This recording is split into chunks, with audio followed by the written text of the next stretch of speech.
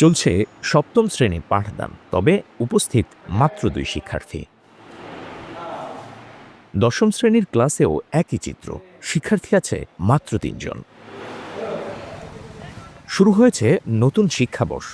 সারা দেশে যখন উৎসবমুখর শিক্ষা প্রতিষ্ঠান, সেখানে ব্যতিক্রম চিত্র গোপালগঞ্জের গিমাডাঙ্গা টুঙ্গিপাড়া সরকারি উচ্চ বিদ্যালয়ে। কম বেশি সব শ্রেণীকক্ষেই একই চিত্র।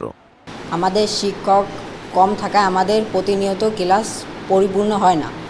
এমনও সময় যায় যে আমাদের টিফিন টাইমে স্কুল ছুটি দিয়ে দেওয়া লাগে। আমাদের যে একজন টিচার, তাকে 2 বার অন্তত ক্লাস নিতে হয়। বাংলা টিচার যে এসে ইংরেজি ক্লাস নেই, বিজ্ঞান মাত্র একজন টিচার, ম্যাথেরও একজন টিচার। আমাদের স্কুলে যদি সব শিক্ষক হইতো তাহলে আমাদের এই ক্লাসগুলো ঠিকভাবে হইতো।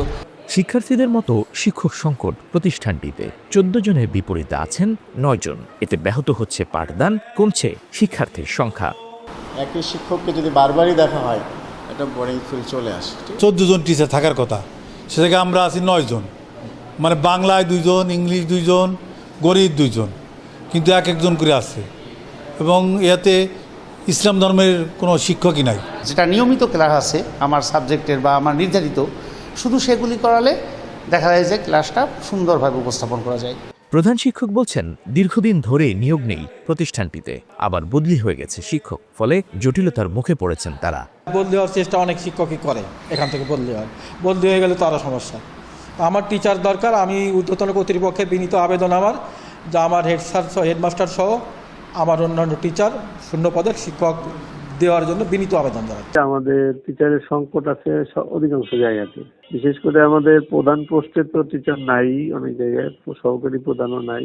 আর এটা যেহেতু উপজেলা পর্যায়ে মানে স্কুল, একটা বড় ফ্যাক্টর কাজ করে, সে হলো যে উপজেলা পর্যায়ে টিচাররা একটু যেতে চায় কম, আবার পর্যাপ্ত টিচারও নাই। দ্যাটস ওয়াই আমাদের ওইখানে শিক্ষক একটু কম আছে। আমরা পদক্ষেপ নিচ্ছি, দেখা যায় যে এটা একটু করা যায়। 1995 সালে প্রতিষ্ঠিত হয় গিমাডাঙ্গা টুঙ্গিপাড়া সরকারি উচ্চ বিদ্যালয়। Nurul Alam Faisal, star news, Gopalganj.